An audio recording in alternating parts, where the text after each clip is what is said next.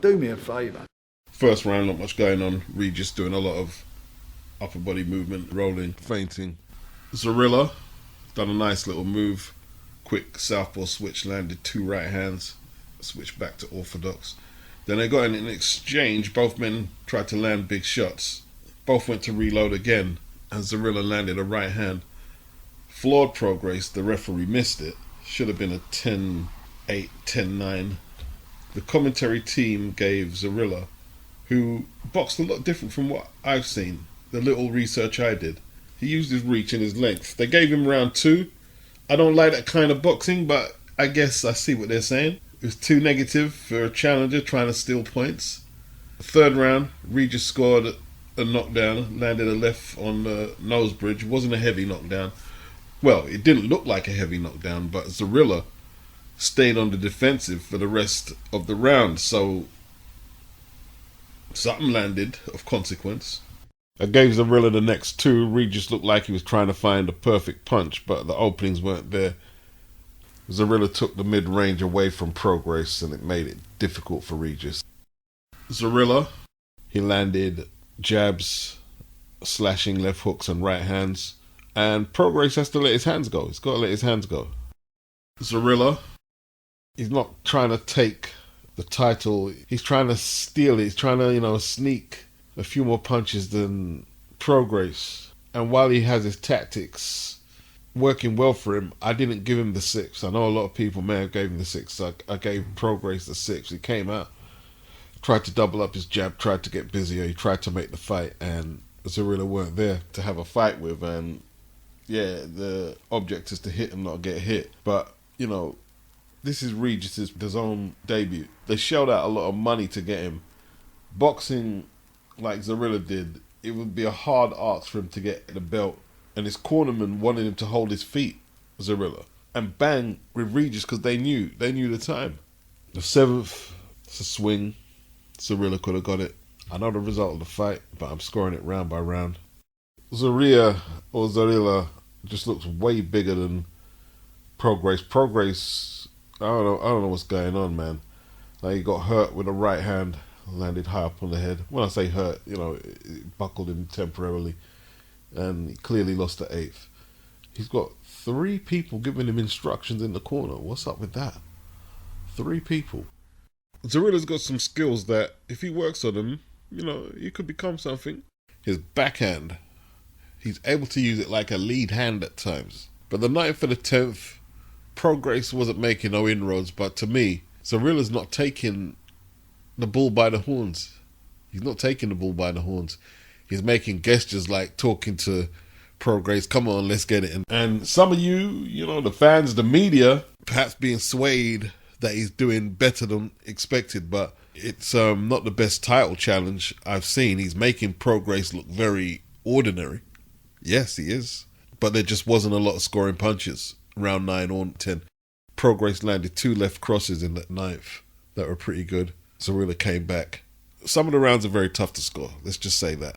Too many swing rounds to give you a scorecard, really. There's no way Prograis won more rounds than Zorrilla or whatever his name is. But it wasn't a robbery. It was a close fight. The quicker it's forgotten for me, the better. Get Prograis, Haney, Rowley. The 2 fights I'd really like to see is either Matthias or Tio. They're the 2 I'd really like to see. Eddie was honest. He said Prograis weren't cutting the ring off. He didn't look... He was honest.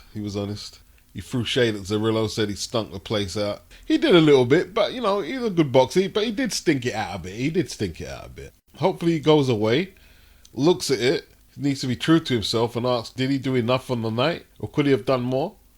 Eddie had his promoter's cap on and was doing damage control on the situation. He put it out there to any potential opponents that if they saw that performance, they should fancy their chances. They should want to fight Regis Prograis now. He's trying to bait them in. Did Prograis overlook Zorrilla? Was he caught up in the big New Orleans homecoming event? Or in your opinion, was he exposed? I had a feeling this was going to be a tough fight. At first I thought it should be routine for Prograis, but when I heard Koto Promotions behind it, I said, boy, Koto ain't gonna back another Puerto Rican unless he's got something about him. I looked into it deeper, and I knew he was a better fighter than what I originally knew after I did a bit of research. So even in the DMs, Chris Mateus said, Prograis win or lose, and I said he should win a hard-fought contest, and it was just that.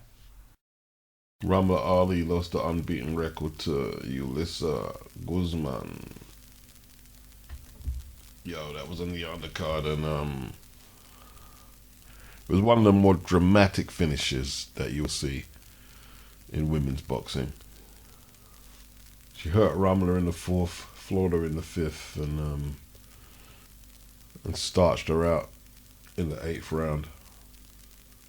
They're talking about putting Guzman in with Ellie Scotney.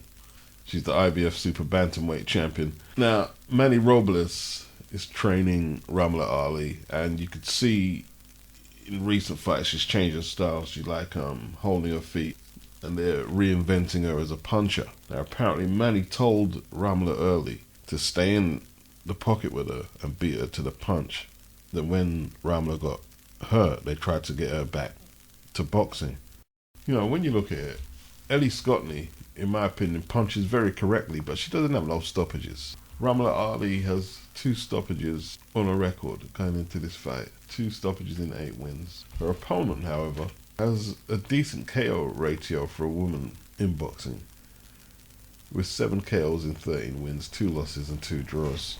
What were Ramla doing in there trading with this Mexican girl who looks like a bit of a power puncher? What was happening there? I thought they should have stopped the fight earlier. And it's only because of how she was fighting a power punch. I was thinking, damn, this is just the wrong fight. That's just the wrong fight. But that's boxing. That's boxing. She said she'll bounce back.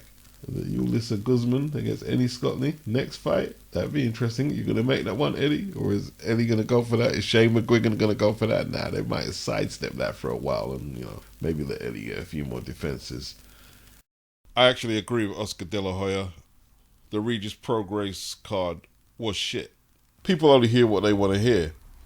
I've spoke many times about Eddie Hearn cards that just weren't all that, and this was one of them. So Oscar was right, and Stanionis versus Virgil Ortiz is a lot better. And I've said several times, Eddie's spreading himself a little thin with his passport, jumping over here, jumping over there.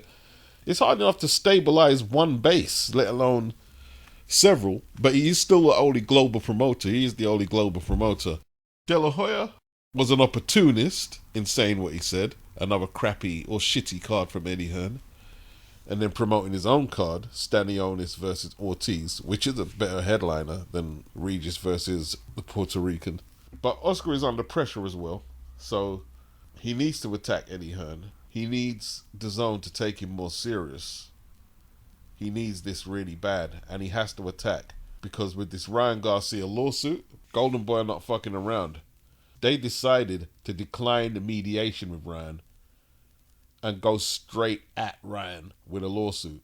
So they're not playing passive on any front, not with Ryan Garcia, not with Eddie Hearn, not with nobody. It's backs against the wall. And I don't think Ryan wants to leave the zone. I think he's going to do what Canelo did. And I think Oscar knows that.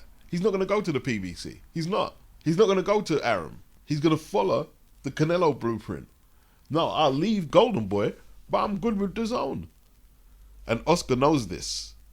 Eddie said, I haven't made no formal or casual approach to Ryan, but Oscar's paranoid right now.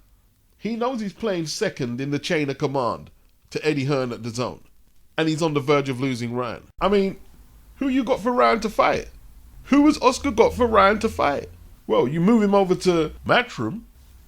Got Regis. Devin's a free agent. Although he's fucking with Eddie. You know what I mean? Like, he's talking about Eddie to fight Regis. Bill was there in New Orleans on Saturday. You've got Hitchens. You've got Paro. You've got 140 pounders there. And they've got a belt over there at the weight class. Oscar is really struggling right now. The problem is, like, when it comes to the business of boxing, the people who count probably find it hard to take De La Hoya serious. You know, like, after Canelo left him, he said that Canelo is ducking Jamal Charlo. But when Canelo was with him, he said he sent Charlo a massive offer to fight Canelo when he declined it. So which one is it? He said that Eddie doesn't know what he's doing because he put Canelo in with Bivol. But then again, you put Ryan in with Tank with a rehydration clause against Ryan, didn't take the tune-up fight, and I certainly didn't pick Ryan to win. I knew Tank was going to win. Well, not I knew, but I predicted Tank to win. So which was the worst decision? Canelo did better against Bivol than what Ryan did against Tank, so he's all over the place and he's just saying stuff because he's desperate. He also has to be aware that the public, the boxing fans, will always side with the fighter in these lawsuit situations, because all they're going to see now is Ryan pushed out on the sidelines in some legal bull crap, and they're always going to side with the fighter. And I don't know who's going to win out of Stanionis or Ortiz. I just know Stanionis is capable of winning that fight, and if that was to happen, Golden Boy. Oral Life support, literally, as a promotional outlet. It's a very good fight though. I don't know who wins, Ortiz and Stanionis.